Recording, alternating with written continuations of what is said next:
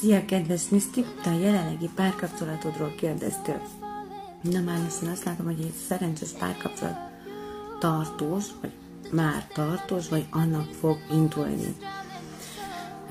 Babát látok, tehát figyelj oda, hogyha még nem szeretnél, ha pedig igen, akkor sok boldogságot a közeljövőben, vagy már most.